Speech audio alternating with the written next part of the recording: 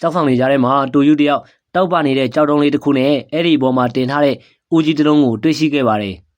။သူစိုက်ကြည့်နေတော့မှပဲအဲ့ဒီဦးကရုတ်တရက်အကွဲသွားပြီးတော့လက်ကလေးတစ်ကောင်ထွက်ပေါ်လာပါတယ်။တူယူဟာအဲ့ဒီလက်ကလေးနဲ့ချက်ချင်းပဲတငယ်ချင်းဖြစ်သွားပြီးတော့သူ့ဘိုက်ပေါ်ကထူးခြားတဲ့အမှတ်သားလေးကိုဆွဲပြုက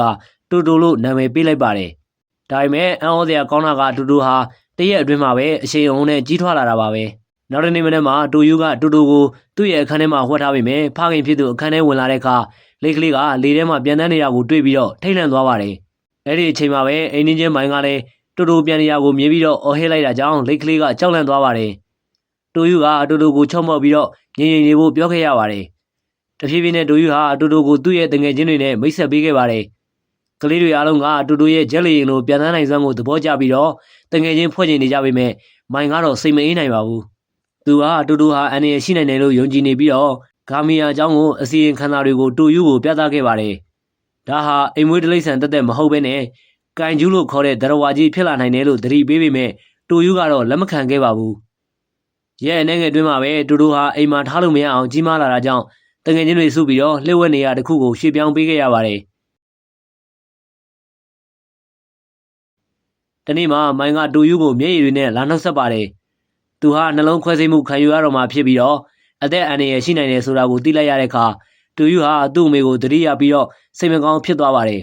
။ဒါကြောင့်သူရှာတွေ့ခဲ့တဲ့တောက်ပတဲ့ကြောက်နေကလေးကိုမိုင်းခွဲစိတ်မှုအောင်မြင်ပါစေဆိုတဲ့စိတ်နဲ့ဆူတောင်းပြီးတော့လက်ဆောင်ပေးလိုက်ပါတယ်။နောက်တစ်နေ့မနေ့မှာတော့တူတူဟာလှည့်ဝက်နေရကနေပျောက်ဆုံးသွားပါတယ်။အဲ့ဒီအချိန်မှာပဲပင်လယ်ထဲကနေ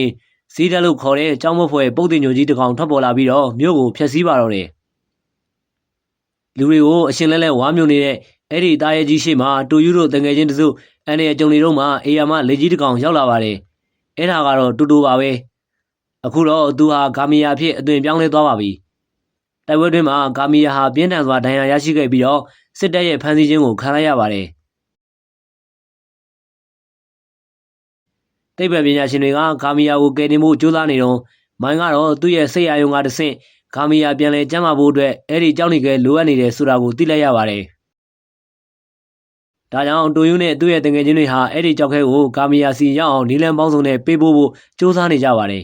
။ကလေးငယ်တွေတယောက်ကနေတယောက်လက်ဆင့်ကမ်းတည်ဆောင်လာတဲ့ကြောက်နေခဲဟာနောက်ဆုံးမှာတော့တူယူစီကိုရောက်ရှိသွားပါတယ်။တူယူဟာအသက်အန္တရာယ်ကြားကနေဂါမီယာရှိရာအဆောက်အအုံပေါ်ကိုတက်သွားပြီးတော့ကြောက်ခဲကိုဂါမီယာရဲ့ဗစက်ထဲကိုပစ်ထည့်ပေးလိုက်ပါတယ်။ကြောက်ခဲရဲ့ဆွမ်းအားကြောင့်ဂါမီယာဟာအင်အားတွေပြန်လည်ပြေဝလာပြီးတော့စီးတက်ကိုမီလုံးကြီးနဲ့အပြက်အသက်ကိုတိုက်ခိုက်အောင်ပွဲခံနိုင်ခဲ့ပါတယ်။တိုက်ပွဲပြီးမှတော့စစ်တပ်ကဂါမီယာကိုထပ်မံဖမ်းဆီးဖို့ကြိုးစားပေမဲ့တူယူနဲ့ကလေးတွေကအားလုံးကရှေ့ကနေကာကွယ်ပေးခဲ့ကြပါတယ်။နောက်ဆုံးမှာတော့တူတူလို့ခေါ်တဲ့ဂါမီယာဟာတူယူကိုနောက်ဆုံးတစ်ခေါက်ကြည့်ပြီးတော့ကောင်းကင်ယံထဲကိုလွတ်လပ်စွာနဲ့ပြန်တန်းထွက်ခွာသွားပါတော့တယ်။တူယူရဲ့မျက်ဝန်းထဲမှာတော့သူ့ရဲ့တငယ်ချင်းလေးလွတ်မြောက်သွားတာကြောင့်ဝမ်းသာပီတိမျက်ရည်တွေနဲ့ပြည့်ရှံနေခဲ့ပါတယ်။